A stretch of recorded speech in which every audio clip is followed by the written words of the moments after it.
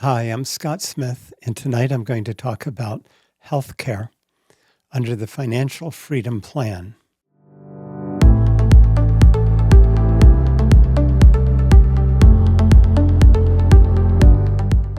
The Financial Freedom Plan is outlined in my book called Fixing America, and you can go to the website fixingamerica.us, find the entirety of the Financial Freedom Plan and how it works, how it's financed.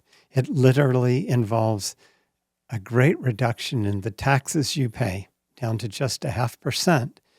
And the magic comes from it's a flow tax. It taxes all the flow of money in the economy, not just your income. With a flow tax under the Financial Freedom Plan, there would be sufficient revenue to pay for free health care for all U.S. citizens and still have a budget surplus. So you're accomplishing this with lower taxes, yet you have a surplus and you can provide free health care. If I was looking at the existing system with income taxes, I would say there's absolutely no way we could afford free health care in our nation, just simply because taxes are high enough and the cost of free health care would be enormous. But with a flow tax, we can easily afford it. But that doesn't mean we shouldn't put some guardrails in there, because healthcare costs have been rising, just skyrocketing over the decades, outstripping inflation and outstripping the growth of all but the upper 1% in income.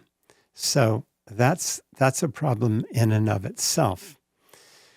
So what is the issue with healthcare? We pay more per citizen for healthcare in the United States than most all other developed nations, often by a factor of 2 or even 3-fold. And so there's something going on. And in my book, Fixing America, I researched that. My conclusion is the problem with healthcare is similar to the problem in education, because the cost of education has also been rising that way. And the challenge, I think, roots from that there's not a competitive environment, and the consumer is not calling the shots. The consumer's not making choices. And we've also hamstrung the providers, the doctors, from being able to make decisions.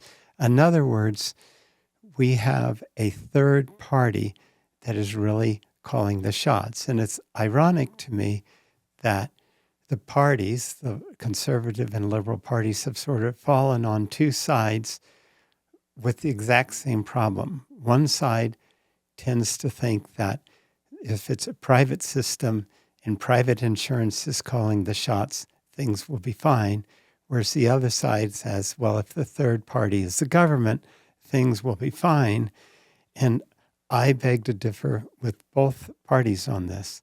I think whenever a third party is calling the shots, you run into problems. If you look at the insurance companies, their motive is, of course, to pay as little as possible, and yet they also benefit out of rising healthcare costs because that allows premiums to go up.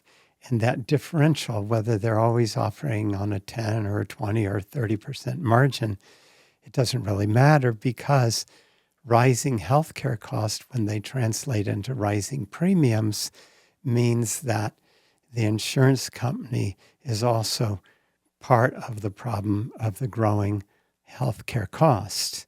It becomes worse when you sit and just think logically for a second at the total size of the health insurance industry. Every single dollar that goes into the health insurance industry that's not paid out in the form of healthcare is a dollar that doesn't go to the provider. I mean, that's a tautology. That's common sense. And so you can look at the at the market cap on health insurance companies, you can look at the expenses that they have outside of paying healthcare cost, and all of that is largesse. All of that is fluff or extra that would not be in the healthcare system if it were run in a different way. What I would propose, and what I propose in the Financial Freedom Plan, is that we allow for another industry to grow up alongside the existing one. In other words, what I'm saying is that you can't really go and legislate your way out of this mess. You can't go and make statutory changes that are going to bring efficiency into the existing system because it is just too entrenched, too deep.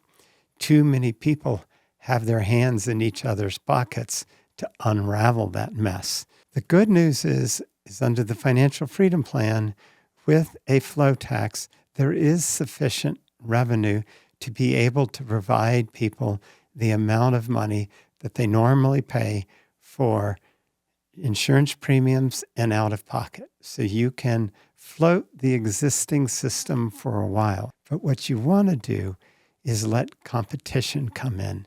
And you want to let entities, whether they're private companies being set up by entrepreneurs, or I would encourage doctor-owned, provider-owned groups, because the doctors really know what's best in that area. And right now, the great irony is that doctors are prevented from having a lot of ownership in these entities with the idea that they want to keep the doctor out of the business equation. But the doctor really should be making the business decisions. What you want in an ideal situation is the top dollars, the gross revenue, to come right to the hands of the provider themselves. And the provider has to figure out how to keep their expenses low while also meeting minimum care standards that are set in place, and more importantly, keeping their customers happy. And so in order for this system to remain competitive, the customer has to be able to shift to whatever provider they want at any point in time. You also want the customers to be able to rate the providers. You want a multitude of independent providers to be able to rise up in the entrepreneurial spirit, all vying for your business. The dollar would follow the customer. It's not that you're paying the dollar to the customer. Instead, it's a credit that they have. And so there would be X dollars per month, and they could sign up with whichever provider they want. You want them to be able to switch whenever. You don't want it to be just one time of the year. And you want them to be able to rate their providers so there's transparency. And you want minimal input from the government into what the provider is deciding, because you want to have diversity. You want to have provider groups that maybe the rest of us look at it and go, that's too far out for me. Why not? If citizens want to sign up for that, they pull their medical credit with them, they live with that. Let them do that. That's the only way you can bring true competitive environment in there. And a part of it's really intriguing is that we see a lot of medical tourism already, because there are other nations that have figured out how to deliver premium services at a lower cost. So if we have U.S. provider groups, they can contract overseas as well to keep the cost down. Let a free market, a total free market, dictate medical care in the long run. And we can now afford to do that with the Financial Freedom Plan, because a flow tax generates sufficient revenue that we can afford to pay what is the total cost to healthcare today per citizen. We can afford to pay that. And so this is the opportunity to switch over to a more competitive environment, allow more diverse types of care, a lot more personalized types of care, and let the doctor and the patient see eye to eye and make those decisions. But we have to slowly wean ourselves off of the existing system. If I'm right that this competitive approach will produce superior health care at a lower cost, you don't have to scrap the old one. We're not taking an enormous risk. Just let that grow up alongside and see how healthcare changes in the future. Thank you very much.